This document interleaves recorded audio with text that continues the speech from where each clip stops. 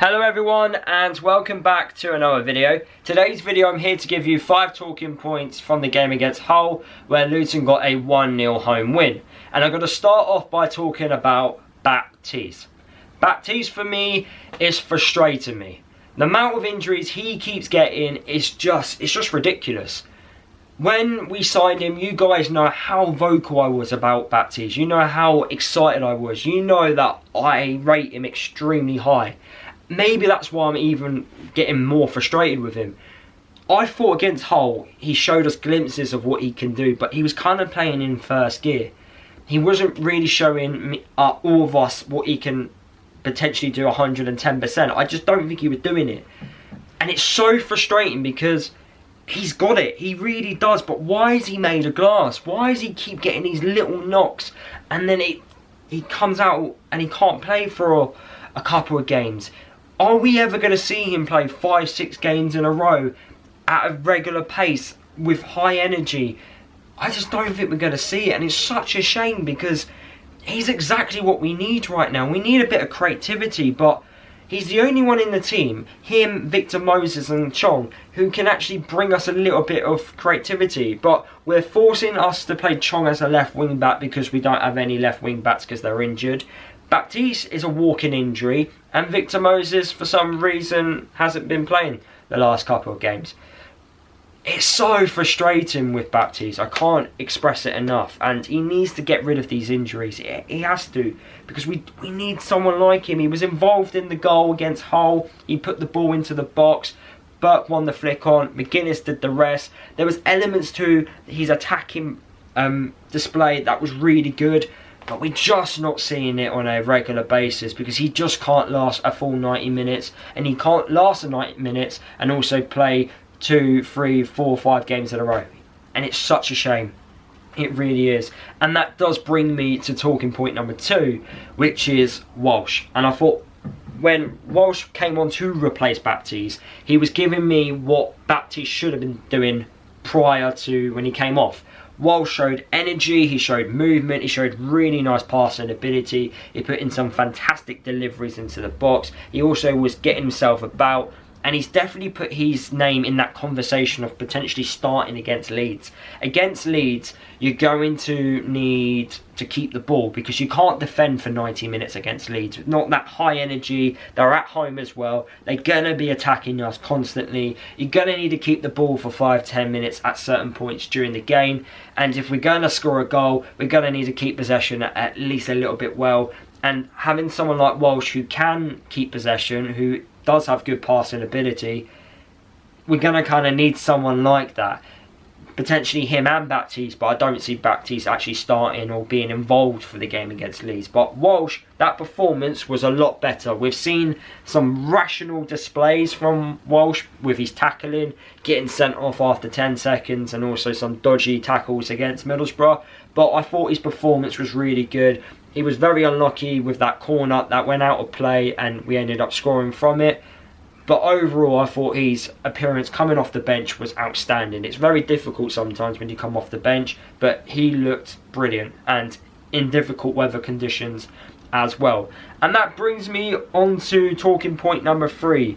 When the weather conditions are like how they were against Hull, you're going to need someone who can win the ball back, who can get dirty, who can win a lot of tackles, and that player was NAKAMABA. We saw the NAKAMABA of old, the NAKAMABA that was on loan from Aston Villa back when we won promotion from the Championship. We saw the old NAKAMABA. It's been a while, but we've seen it. And I mentioned, recently how I needed players like NAKAMABA to step up. Now, yes, he's had a long-term injury. He's now back. And I know we've got to be extra careful with him because we don't want him to break down. But we definitely need someone like NAKAMABA in the team. You saw the amount of times he intercepted the ball, how he won the ball back extremely high in the attacking half. Also, he actually does, he's very smart with his fouling. He actually fouls and he kind of stops the momentum of play quite frequently. And he did pick up a few fouls throughout the game against Hull, which frustrated them a little bit because it stops that momentum, it stops them playing quickly. It literally kills that bit of hope they have sometimes when he's just doing those little soft fouls. and it shows a little bit of the rough side of Luton, which I feel like we've not quite had for a very long time, in fact. So I liked what I saw. Hopefully we can keep seeing those types of performances from NAKAMABA. However, is he going to start against Leeds? If we can get an hour out of him, that'd be absolutely brilliant. But I can understand why he can't play 90 minutes against Leeds, because he played pretty much majority of the game against Hull. So yeah, we're going to have to be smart with him, but we definitely miss someone like NAKAMABA. But anyway, that's me stopping talking about the midfielders. I'm going to move on to the strikers, which brings me to talking point number 4. I thought Morris was really poor against Hull. I thought he was going down far too easily. I thought he was giving the ball away too much. I thought his attitude, he needs to be careful, because I thought he was actually going to be suspended for the game against Hull, because he's picked up 5 yellow cards already this season. He's got 4 yellow cards in the league, 1 yellow card in the cup. And normally if you get 5, you get suspended for the next league game. But because he got the yellow card in the cup game against QPR, that doesn't count towards the league. The rules are weird, because if you get sent off in the cup, it does count towards the league. Don't know why it can't just be a little bit more simple than that. But anyway, Morris, he's 1 yellow card away from being suspended, is what I'm trying to say. But the way he's going about it, arguing with the referees, it's not going to help his situation whatsoever, and we're going to have to try and go through these next couple of games without him getting yellow carded. He's going to get a yellow card at some point, but at least get a yellow card on the basis of you're wiping a player out rather than talking back to a referee.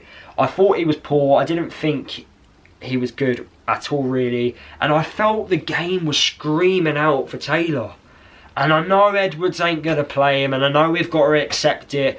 But it is frustrating where we've got Brown, Morris and Elisha. All 3 are very similar types of strikers. They're very similar.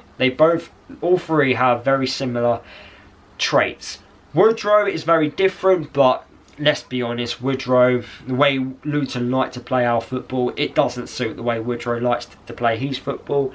It isn't an even match. Then that brings you to the other striker, which is Taylor, but we've all know what's going to happen with that. Edwards has said that he doesn't do the pressing aspect good enough, so that's why he doesn't play. Rumours going around that there's been arguments in training. They happen every time at every football club. There's always arguments, especially when you're not playing. But it just definitely doesn't look like Taylor's ever going to play for Luton again. And it's frustrating, because I felt the game was screaming out for a big man, little man. Elisha winning the flick-ons or playing alongside Taylor. Taylor keeping the ball, doing his dribbling ability, showing a bit of pace. We needed something a little bit different, and we just didn't have that. We looked too predictable against Hull, and I felt they could easily defend against us. And the only way we were actually going to score was from a set piece. We're going to have to figure out another way against Leeds, because Leeds will deal with that quite easily, and I feel like Norwich will as well. So attacking wise, we're going to need to show something a little bit different, and it's a bit weird that Victor Moses hasn't been playing recently. Don't know what's happening there, but maybe we need to have a little bit of that. We need to show us something a little bit different, because we are becoming far too predictable. And then that brings me to talking point number 5. We need to up the level, because against Hull I didn't think we were great. I thought we managed just to grind out the result and get the 1-0 home win. But Leeds, they're a different animal. They really are a different animal. And if we perform how we performed against Hull, against Leeds, they walk away with a 3-4-0 win. It could be very similar to what the Middlesbrough game is. I hope we don't collapse like the way we did, and I hope we don't show poor body language and poor attitudes when we concede a goal, because we are going to concede. We are, but it's about showing that right mentality about, right, can we get over it once we do concede? The best thing to do against Leeds is to frustrate the home fans, and I believe we've got the capabilities of doing that, but only if we up that level. We've got to up the level. We can't play in first gear like I felt we were doing against Hull. We've got to play right from the off and make it really horrible for Leeds and for the players as well. So look, those are my talking points. Let me know what you think down below. Drop a like on the video. Subscribe if you're new. And yeah, I'll see you guys in the next video. I don't know when it's going to be. Probably a match preview for the game against Leeds. But fingers crossed we can get something. And yeah, we're all happy. next week.